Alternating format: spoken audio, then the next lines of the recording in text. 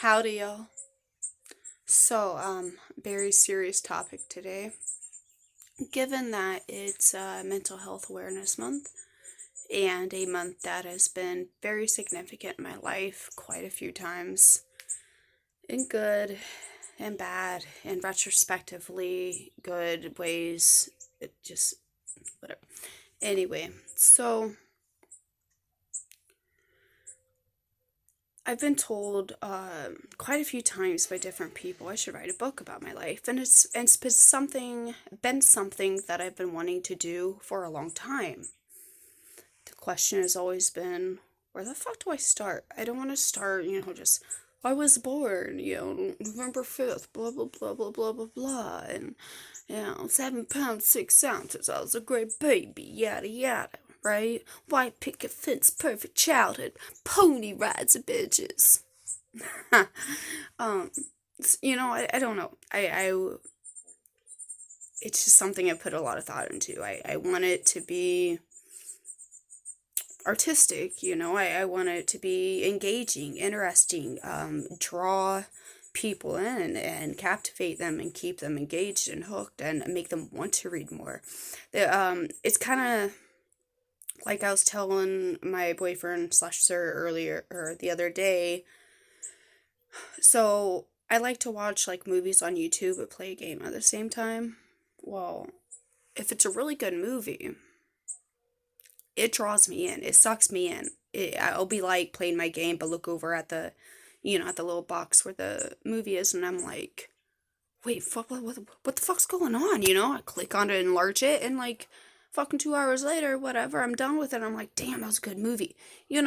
Like I don't even miss the game I was playing or whatever. It draws you in. It just sucks you in. Okay, and that's what I want my book to be like, because there's many things I think a lot of people could be like helped by in some ways, maybe if even just to feel less alone in something or another, if you know what I mean. It helps, like to know other people has been through similar things or has survived and overcame and like thrived after certain things. It's inspiring, and of course I definitely wish to inspire people. I wish to help people, like those are my endeavors. So I started thinking, I think I know where I'll start it at. I don't know quite how I'm going to do it yet. But, so here's what I'm thinking, all right? I'm gonna say it kind of like if I were, to be telling my story in this fashion to a friend, you guys. Or like, had I, like written it and reading it out loud, of course. Being able to write it down, like, refine it like to where kind of like an English teacher did for me for an essay for a scholarship I did in high school once. It was all same, like she didn't add anything, she didn't take anything away. She just made suggestions like if you move around this sentence and that sentence it'd be more powerful, that type thing. And it really was. Unfortunately, I wasn't even told about the scholarship till the essay for the scholarship until too late. So by the time I got it in, it was like a day past the deadline. And from what I was told, like they really wanted to let me in, but I mean they couldn't, if they let me in after being a day late, they'd have to let everyone else in after being a day late. So it is what it is. My life could have been entirely different, but that's that life. I love the life I have now. So here we go. Alright. So I'm on the city bus, 13 years old. Me and my little sister, we'll call her Carly, who's 4 years younger than I am. So she was, fucking 9 or whatever. I was 12 or 13. 13, yeah, she was 9. I was 13. And we're coming from home from school like usual. We got off at our bus stop, or we get off at the bus stop, and This day even might have been one of the days the bus driver said this to me. I just remember being told by a few people, like adults mainly, they'd be like, "Oh, you look like that girl from Buffy the Vampire Slayers." Keep in mind this from the year 2002. So anyhow, so we get to our house, which is just like a block down the road, which sadly is no longer even existent anymore. It was condemned a long ago, torn down. It's just a lot now. Um, but anyhow, so we get home, we go inside, and my mom's like, "All right, Carly, Candy, you guys need to, we got to go down to DHS and talk to social workers, all right?" Which was a common occurrence in my life. It hadn't happened for a minute at that point, but I actually, like, something about it alarmed me because we had never, like, really had to go down there and talk to them. It was usually they came to the house and talked to us, right? So, I'm like, and just Katie and I, why, or what, fuck, why do you keep calling her that? I could have called her that, I guess. It's not even her name, so, whatever. Just Carly and I, and, she's like, yeah, So Carly and I and mom go down there, sitting in the office, waiting, to be called back, like sitting in the lobby. And I vividly, like, I'll never forget this day, many of these moments. It stands out in my mind as if, I could literally still be standing there at this very moment. So, or sitting there, whichever part of it is. There's quite a few distinct parts of it, all right? And the day's May 22nd, all right? 2002. So, there's a lot of magazine racks and stuff. I go over, mom and I, whatever, we pick one out, pick a couple out. All three of us girls are looking at them. We're just talking and laughing, and I remember thinking how much I loved that and how grateful I was that my mom and my sister and I could all get along that well and share that kind of humor and laughs and just that bond in that relationship. And then we get called back finally. And they talked to me and Katie separately, which was pretty usual. And we already had all that shit down pat. Like, um, I don't know, like Douglas, my stepdad, drilled it into our heads when I was younger, like what we were supposed to answer them or not say or whatever. So, go about the usual. But at that point, honestly, like, there wasn't fucking really much wrong anyway. Like, we were not being abused, we were not being neglected, we were fucking fine. Anyhow, so, lady gets done talking to me and she's like, "Okay, I'm gonna be talking to your mom for a minute in private in this other room. You can go and play with your little sister in this room over here." So I go to the room and my little sister Carly is playing with these toys, and they're toys that were more fit for her age or close enough. Like, she wasn't quite outgrown from them. You know what I mean? Like, still young enough to enjoy it. But me at 13, I was just anxious, and like, my eyes kept darting over to the door where they were, like, "Why is it shut? Why is it be so quiet? This, that, why is it taking so long?" And trying not to freak my little sister out though, because she's playing and looking at me every, so often or whatever, giggling, laughing, smiling, whatever, talking to me. And, so I, try to ease her nerves if she had any. I figured she must. I mean, I don't know. I was nervous as hell. The lady finally gets done talking to my mom, and they both come out in the hall. And the lady's like, "Your mom's got something she needs to tell you." And I look over at my mom. Her eyes, I could tell she'd been crying. She was trying to, like, wipe away the tears and not make it so obvious, but just like she could always tell, like, if I was lying or not. Always, all my life, when I was a kid, like, which I've rarely ever lied, so. Anyway, you can tell. You can tell when your mom's been crying as a kid, whether you're fucking 3, 4, or 13, you can tell. So I'm like, "Oh God, what's wrong, Mom? What's wrong?" And she's like, "Come here, girls. I need to talk to you." And the lady, for some reason, just had to be there too. Thank you, lady, for that. Because it totally wasn't like a very vulnerable, tra-fucking-matic experience. Not traumatic, tra-fucking-matic experience.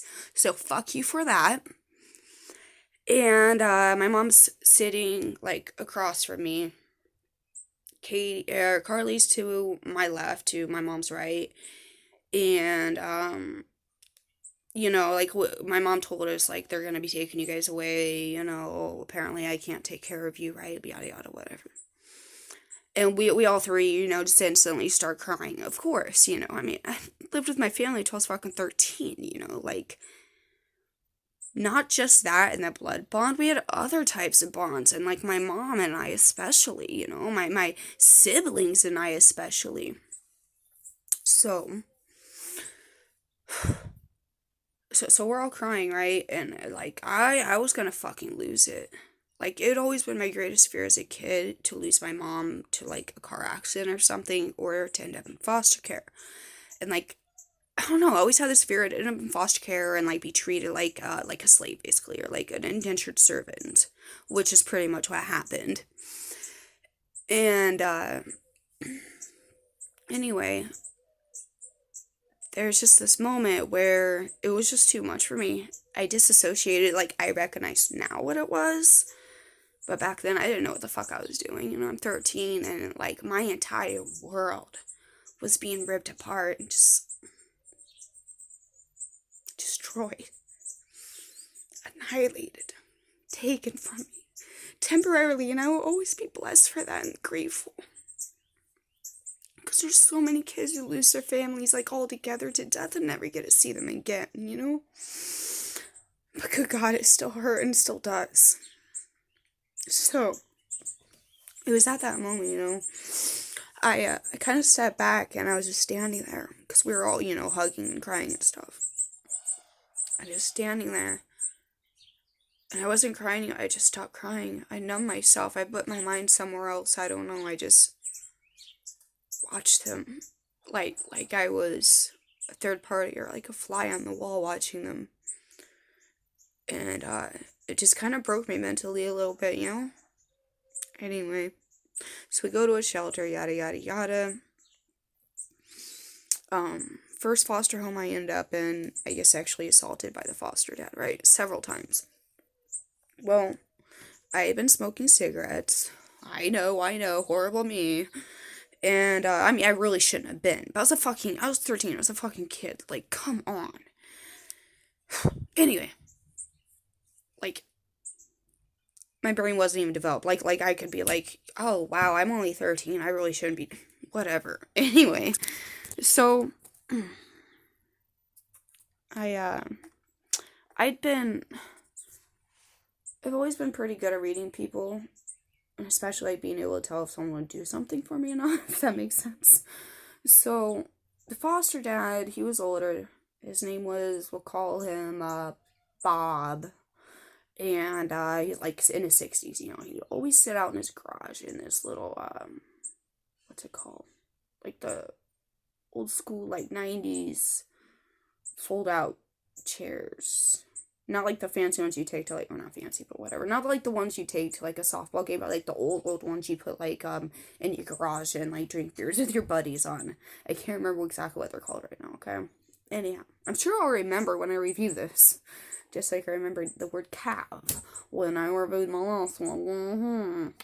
But like I said, it's true. My memory, I still have memory problems from the untreated pernicious anemia for so long, and like it's getting low right now, so like the symptoms get a little worse. Anyway, whatever. So I've been going out there to the garage where he always sat and been like, hey, Bob, can I not get this? I was like, hey, Bob, can I get a cigarette? And he smoked on filters. And he'd give me some. And I'd walk, because they kind of lived outside of town, so I'd walk all the way back. Like, there's a little grass trail. A lot of it was overgrown, and there's a pond back there, and a little, like, spot behind it that I would sit at and chill and smoke, and, whatever.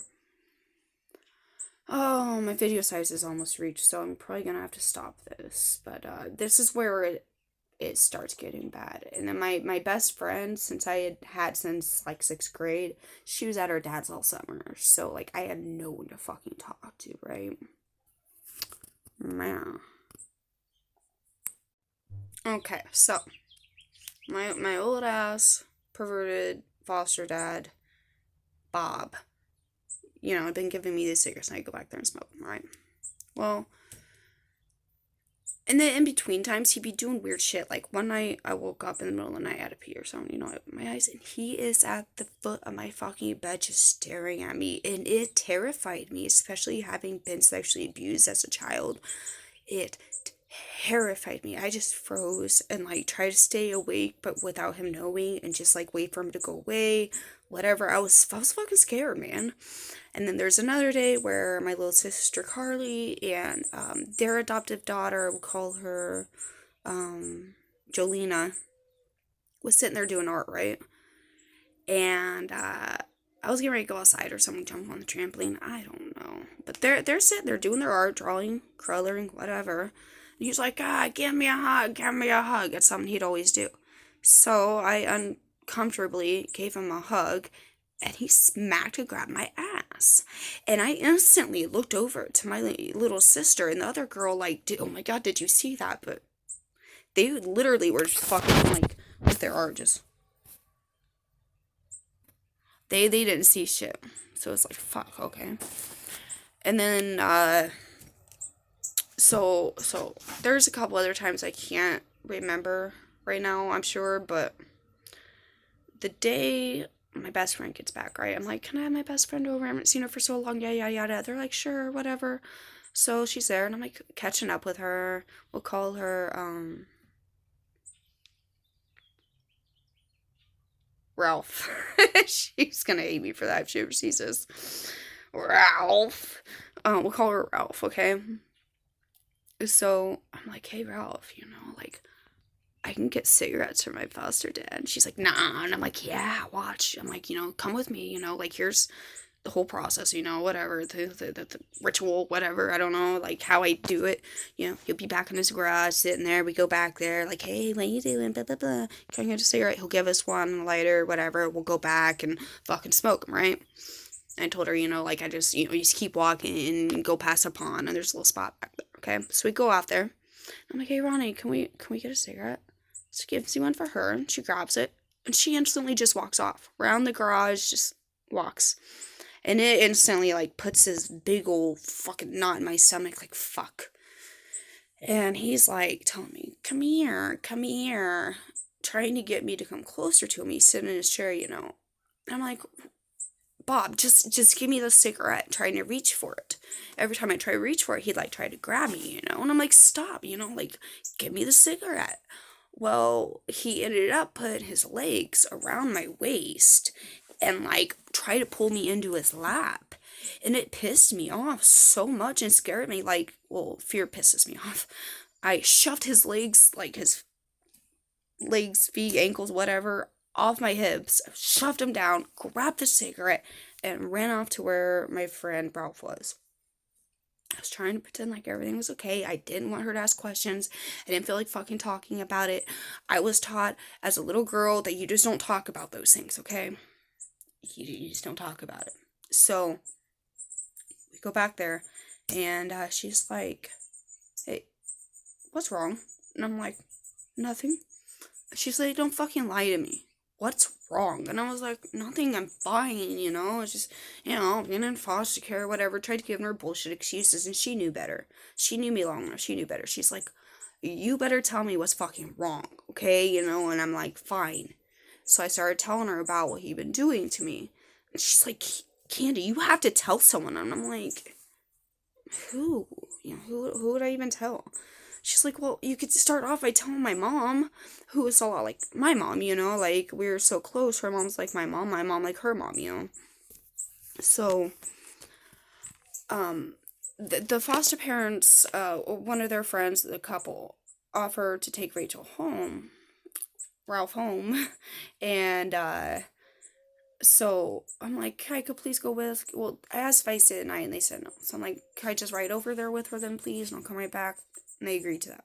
So I go over, and I ask the people that took us, I'm like, can I go over and just say hi to her mom, please? And they're like, yeah, that's fine. So I go in and give her a hug, and start talking to her, and Rachel's like, Ralph's like, and I'm like, all right, and she's like, oh, what, and so I told her, and she goes, oh, honey, you have to tell someone, again, I'm like, who? And she's like, your foster parents, your social worker, someone, so I tell my foster, or my social worker, and, she tells my foster parents, of course. Well, my foster mom sat me down with him across the fucking table from me and asked, as if he's gonna be like, yeah, I've been grabbing her ass and shit and making her hell uncomfortable and sexually assaulting her. Fuck yeah, I've been doing that. Yeah, the fuck right. Ooh. So he's sitting across her and she's like, Bob, is this true? What she said, she tells, what are you saying, alleging he did, and I say, you've been doing this, and this. And she looks at me, Bob, what do you say? And he fucking staring me down bright red in the face, goes, no, like, denies it. And she, okay, that's enough for her. He didn't do it. You're a lying little bitch. And she had happened to just recently ask me if I'd been smoking. And of course, as a fucking 13-year-old, I told her no. Why? Ugh. I was already in foster care and scared. It's a whole different situation. Families, I don't know your rules, how you people are. Like, it's totally foreign. I could get in trouble, but it's like a clutch and also kind of like a... I shouldn't have been doing it at home either, obviously.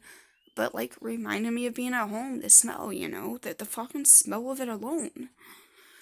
Ugh! Anyway, so, I get in foster homes, right? Thank fuck. Well, I get a visit with my siblings in the next month, and on the way back, about a block away from where my little sister was, which she was staying with my older sister at the home they were at, which they placed us in these homes because the people were best friends, right? And so, like, their adoptive and foster kids could play together, whatever. Well, they leave my little sister Carly there because they don't believe me. I'm just a big fat fucking liar. I'm just lying because I didn't get my way. I didn't get to stay the night with my friends. So, I just totally made this shit up, especially serious shit like that, especially when fucking literally my whole fucking childhood was filled with shit like that. What happened to my fucking sister? What happened to my fucking mom? I would never, ever, ever lie about something like that. But fuck them. But you know what? Fucking call me a liar. Call me a fucking liar. Whatever. I know what fucking happened. He knows what happened. And if I ever fucking find his grave, I will spit and shit on it. I don't give a fuck. He is a low-life, scumbag human. Anyway. Whew. Whoa, girl. Calm down. Calm down, me. You don't understand, man. Call me a liar, okay. But, so, back to the visit thing, right? We're on the way back, and my little sister Carly, the lady driving who supervises the visits, driving, obviously, like, I'm behind her. My older sister in the front, my little sister Carly right next to me, right? Carly leans over a block away and goes, Candy, I believe you. I looked at her and I instantly knew. I mean, I got chills up and down my spine because with everyone, besides, of course, my family, but, like, the adults, hold on. All the adults in her life, like the foster parents, social workers, etc., that she should have been able to trust, especially at 9 years old, were telling her that her older sister lied about this, She knew me a lot better than them, but she's still a small child, They could manipulate her or try to. So I'm like, freak the fuck out. Obviously, if she suddenly believes me and with that conviction, why else? Why else, huh? She just suddenly came to the realization I wasn't lying. No. And I put it on my fucking soul, dude. I would rather her still think of me as a fucking liar. To think I lied about that, but to have never, ever been touched by him, assaulted, sexually abused, violated by him in the way he did, that made her realize I was obviously telling the truth. Within a fucking month, man. And then for them to write, A letter to the foster parents. Oh, we're so sorry about this inconvenience. We had to take your license because my little sister Carly's case was founded, but guess who never fucking told me? Anyone in the system. Anyone. It wasn't until I was 18, like overly 18 and a half, almost 19 at my mom's, when we're talking about this, that it was brought up. Oh, the state fucked me over big time. All of us. The government, not the people. They had not, whatever. Anyway. So, of course, that was just like a big fucking slap in my fucking face. And yeah, fast forward. She gets adopted. I'm not allowed to see her. Any communication at all. None. Zero. Zip. Nada. My little sister. Alright. Punish me for something I had literally no control of. Wasn't my fault I was in foster care. I wasn't one of those few that, like, came from a more well-to-do home and they're just acting out, rebelling. Their parents are like, we'll just send you to a shelter, straighten you out, because trust me, I met a few like that in there, which they ended up being kind of cool, honestly, but, so, don't get to see her, and, in the meantime, my foster mom is wanting to adopt me, and I'm 15 when I get there, They went into it to adopt a little boy. I'm 15. They have a little boy. Not naturally, they get pregnant, whatever, and the next year, they have him. And they still have me, of course. And this whole time, she's been wanting to adopt me. Not just to adopt me, though, for me to call her mom. No. Not just that. I couldn't have just two families. Extra family, extra love, extra, more family. No. I had to let her adopt me, call her mom. These were the conditions. And then disown my family that I grew up with for fucking 13 years. As if I never knew them. As if I never met them. As if they never loved me. As if I never loved them. As if we never went through shit together and fucking survived shit together or had good times. A lot of good times. We might have been poor, but we had hella good times. We were fucking balls rich in love and family connection. Besides my abusive stepdad, you could not break, and you still cannot break our fucking family bond. But the one thing that it still impacts me to this day. My relationship with my little sister isn't the same and never will be. She moved to Florida. She was 9, when she got adopted, so she considers herself pretty much a part of their family, not ours, I guess. I don't know. I can't say that. I'm not saying she said that. I'm not trying to put words in her mouth. That's just, like, how I feel, maybe it is. I don't know. It probably stresses her out, too, So, foster mom's wanting that, and I'm like, I can't do that, But, I hadn't done myself at 13. And then, so it was already hard for me difficult for me to articulate how I felt. The only way I could was through poetry, and I had written poetry since I was 10, Did she know this? No. Did she ever care to know this? Fucking no. Anyhow, so, she wanted to know everything, like how I felt, my thoughts, this, that, but yet talk shit about my family and my mom all the time, her and her husband, who, by the way, got caught trying to rob a fucking bank in Arizona not too long ago, like, some years past, but still. Okay, so much better than me, aren't you, Jason? What was it, Jason? You were going on and on talking shit about me, but to your wife, but 10 feet away from me so I could overhear you because you were such a little pussy like that as a fucking man. Welfare breeds welfare? Do bank robbers breed bank robbers? I doubt that. I wouldn't put that on your fucking parents or children. Fuck you. Sorry, y'all. The day he did that, though, I am proud of myself. I stood up to him and I was like, look, you want to talk shit? Fucking say it to my face. So, video limit says how much we can. So I'm going through this hell. She is keeping me up till fucking 2, 3 o'clock in the morning on school nights, at extracurricular activities, church. I did everything so I could fucking just stay away from there. And if you would ask anybody in high school, I would have been like the most like outgoing, funny, yada yada, like bubbly person. Inside, I was planning on fucking killing myself. I was debating it. I had a whole detailed plan. I couldn't do it anymore after 2 years of that, of sleep deprivation, of being broken down that way. And look, this lady, she's my age, I am now, 30, 31. She was taking psychology courses at the college. You know, I clearly cannot speak for anyone but myself. And my thoughts and my feelings, that's all I know. But I wanted to speak about this, not to trigger anyone, not to hurt anyone, or talk shit, or shame anyone, but as a kind of eye-opener maybe for some people.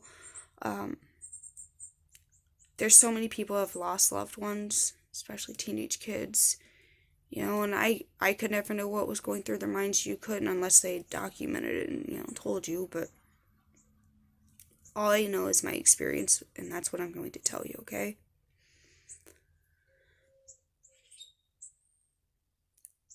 I held on. Like, I would literally look out my bedroom window at the tree out there and just kind of space off and think about my family. Think about my mom and all she'd been through. Think about my siblings. And I think about people who I had met or come across already, even at that point, who had changed my life in some way, for the better, for the worse, helped me, kicked me while I was down, either way. And I thought, you know what? You never know. There could be someone in the future, if even at least one person that I could help in some way. I don't know of them yet, but they could come along at some point. If I'm not here, if I off myself, how am I going to help them? I can't then. I'm no good to anyone if I am dead, It's just ironic because the very reason she was torturing and punishing me was the very thing that was keeping me alive, keeping me here. My mom, she's not always made the best decisions, but damn, that woman, she's one hell of an inspiration and a strong woman, and I greatly admire her in many ways. She's been through fucking hell and back. She didn't even really have a mom, and she's done the best she fucking can, and I think we all turned out pretty damn well. So, thank you, Mom. I love you. Thank you for saving my life when you'd even know that's what you were even doing. There was a day, so this had been going on for a good 2 years, I hadn't even, I'd kind of expressed some of it to a couple of my close friends, just kind of how miserable I was a little, not quite how miserable, just, I just kind of skimmed over it, Literally no one knew I wanted to commit suicide. I didn't tell anyone. I wasn't going to. I didn't want anyone to stop me, Like, if I decided to do it, I wanted to do it. So, had anyone really read my poetry, though, they could have easily realized what kind of dark, very dark, depressed, and suicidal place I was in. And no, I never wrote flat out, like, I'm going to kill myself, slit my throat from ear to ear, nothing like that. It was just more, like, cries for help and an expression of pain, So, so my mom, a lot of times at the visits, she would request of me, Nellie, please, will you read me some of your poetry? I know you've probably written more, and I had, always did, and she knew that. And I absolutely did then, and still do now, the fact that she knew I wrote poetry, gave a shit, and loved to hear it, okay? And not just like, oh, read it for me, then just kind of space off. Like, she'd actually listen. I was talking to her about this yesterday, and she's like, it's because it's from your heart, it's something from my child's heart, who they are, I'm like, that's a good point, I feel like that's, one of the differences between her and that foster mom I had, who thought she was just oh so much better because she had a support system who could help her through tough times, and she never had to go through the shit my mom did. She had good relationships all around and a good family and a good, like I said, support system. So yeah, such a much better person, sure. Till you've been in a person's shoes fully, which is impossible, shut the fuck up, okay? I tell myself that sometimes, if I catch myself being judgmental like that. Like, I don't fucking know what they've been through. Shut the fuck up, me. I'm not lying about that. I fucking tell myself shut the fuck up sometimes. Mm. Anyhow, so, we're at a visit. It's at my school. And she's like, Nellie, will you read me some of your poetry? So I decided to read her this one. I wish I had it right now. Titled I'm Sorry, and I'd written it to the foster mom. It was like, I'm sorry I can't ever get things right. I'm sorry I don't say what you want me to say. I'm sorry that you don't know that I will come back someday, because you'd always be like, how do I know you're coming back? How do I know you're coming back? I would have had she not literally pushed me to the point of wanting to kill myself. It's just like, I'm sorry for not being good enough for you. I'm sorry for, loving my family like I fucking do. I'm so fucking sorry. And something else that I learned during this time, she told me, just to rub it in my face, was that she told my younger foster sisters that I didn't want to be their sisters. I didn't want them to be my sisters. I never said that. I never thought that or felt that way. It was evil of her to tell them that, to hurt them in order to hurt me. That's evil and that's sick. So I'm reading this poem to my mom, and I just start bawling, just streaming tears, to the point where, like, I had to, like, hold my breath a little, try to stop crying so I could, like, finish the poem to her. Sorry, there's a lot of people going by. So, both her and my supervisor was, like, their faces, like, one of horror and shock. They were like, whoa, whoa, whoa. Are you okay? What is wrong? What is going on? I didn't tell them everything. I just told them, look, I am extremely depressed. I get upset. I can't do it anymore. She's hurting me. It's not a good situation. It hasn't been. I've been trying to push my way through it. And I had almost ran one day, and I was going to, but the thing was, and I would have, I had already been threatened by my social worker. If I ran away one more time from anywhere, they're going to send me to Toledo, one of the rougher group homes. That was like 3 hours away from me, if not more. So basically my family wouldn't have been able to see me. And as you can tell by now, that is, was, and always will be the very most important thing to me, besides my Johnny. Okay? So, I had an idea, though. I had a younger foster sister whose older foster brother was up the street at her parents, who had gotten a foster license and all that, They were inspired. They wanted to help kids, And so I called my social worker and was like, hey, look, I cannot stay in this foster home anymore. I can't explain everything, but it is not good, okay? It's a very, very, very, very, very bad situation, okay? I need moved.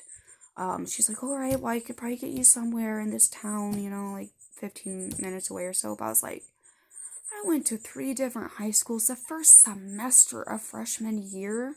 Got 0 credits because I moved around too much in foster care, I didn't want to fucking leave again. I'd been at this high school for 3.5 years. I wanted to finish it out my senior year. I didn't want to start a whole new fucking thing, Fuck. I finally found a place that, I felt somewhat comfortable in and I liked. Anyhow, so she's like, well, then I don't know what to tell you. I was like, well, what if? Because to me, it was like killing, 2 birds with 1 stone. Like, not only would I benefit greatly mentally and otherwise, but so would these other 2 little children I gave a lot of shits about. These siblings, brother and sister, she's about 4, him about 8, maybe, right? So I'm like, well, what if you could, like, switch me with the brother at her parents' house? That way I could still stay in the same school district. I know them. I get along with them very well. Yada, yada, And she was like, oh, that's a good idea. So that night, my foster parents had the fucking audacity, especially the dad, to sit me down and be like, so we got a call today, and, your social worker proposes, this is a verbatim, basically, and he would get this really pretentious, like, voice sometimes, wanna be pretentious or whatever, I don't know. Anyway, so, we've been proposed that, like, you move up with foster mom's parents, and they move down this little girl's brother so they can be together. But, we didn't. We told them we wanted to talk to you first. You were here first. If you don't want to do it, we won't. Like, you matter to us. You're a part of this family. You mean more to us. If you don't want it to happen, just say so. Like, I didn't even try to fucking pretend I was against it. We're like, oh, I don't know, because I don't want to fuck my chances up by playing all coy or some shit. I was like, no, I'm good. I'm good, thank you. It'd be good for them and it'd be good for me. Are you sure? You were here first. We would absolutely. Shut the fuck up. You don't even like me. You don't like my family. You don't like nothing about me. Fuck you. I don't know how many times I said fuck you in this goddamn video. So yeah, I was plotting my suicide, but doing my best to survive, to stay here, to stick it out, to be tough, to be strong, whatever. And I can't, obviously, like I've said, speak for everyone, but I do think that most suicidal people don't really want to do it unless they get to that point. Like how I told you, I was debating, and I didn't tell anyone about it because I didn't want to be stopped if I made up my mind to do it. Well, I think in that span of time, and I think there usually is a span of time, unless someone's just like literally, I don't know, like, really manic depressive or something, that type of thing. It usually isn't like a sudden, like, they've never thought about it type thing. You know what I mean? It is an impulse act. It is. But it, or usually is, I guess. That is what they say. I don't know. In the movies, which are usually inaccurate, so I need to look this up. Anyhow, mine, I put a lot of thought into it, and I think a lot of people actually fucking do. It's not something you take serious or lightly. You don't just, think I'll just out myself, and who cares about the consequences for anything or anyone else? Like, it's a very serious matter, which is why oftentimes suicide notes are left. Like, you think people took the right time to write out a note and, like, fucking get their shit in order because they just suddenly decide off themselves? No. It's been an ongoing, very painful, agonizing, miserable experience for them just to be alive, just to exist sometimes. So, but there could be other ways of crying out for help. You've just got to show enough interest. You've got to show, don't ever be, I wouldn't suggest it be demanding of a person, like, for instance, I was sleeping too much. Maybe because you were sleep depriving me, lady, because I was depressed also. So I got grounded from my room, not to it, from it. I couldn't even change my clothes in there. I had to go get my clothes, change them in the bathroom. I could sleep in there and that's it. No fucking privacy, eh? So anyway, what I was gonna do to myself was very gruesome. But I'll tell you, in order for people to understand a little more the intensity of it, okay? So this lady had caused me so much fucking pain. So much pain. And I had already been through so much pain in my life, Rejection, abandonment, abuse, trauma, neglect, all that shit, So, I've read before, people, like, a lot of people who maybe had thought about it and didn't do it, or survived, or whatever, or attempted and it wasn't successful, like, they're not wanting to hurt anyone else. They just, want the pain to end, which for my case is true in the latter part. I did want the pain to end. I wanted it to fucking end, okay? But the first part, for me anyway, no, I wanted her to know. I wanted her to feel. I wanted her to see. I wanted her to know that my blood was on her hands.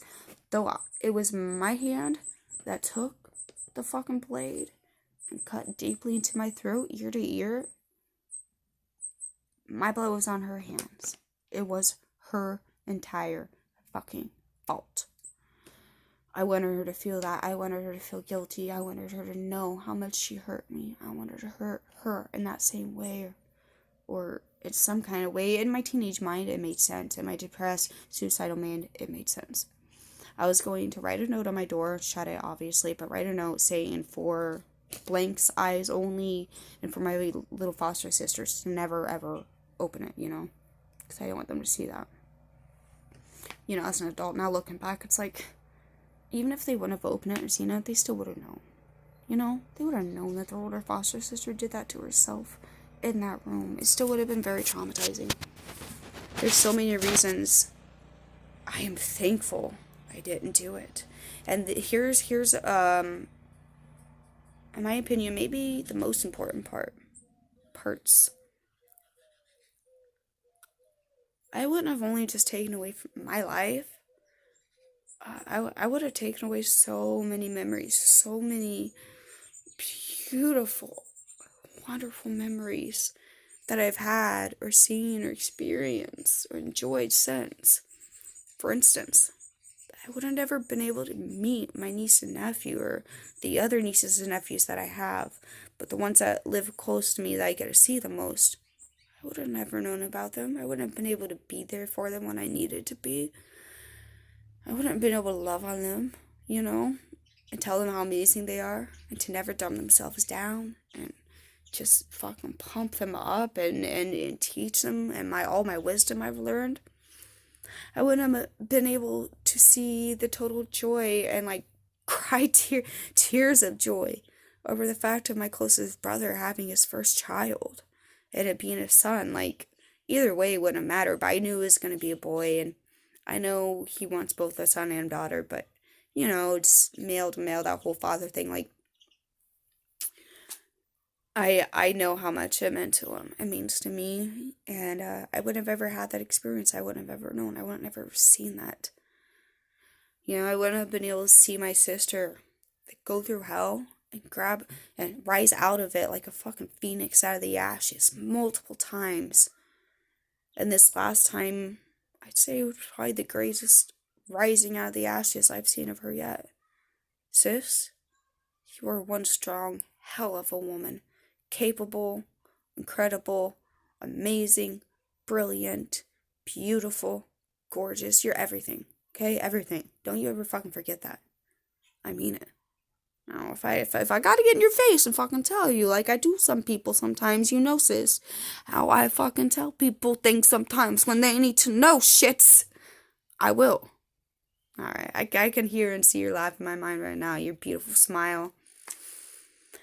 So yeah, it would have taken away all that. I would have known my beautiful pity that I love, Ellie. I would have met the love of my fucking life, who has changed my life and altered it and literally saved it a few times in different ways.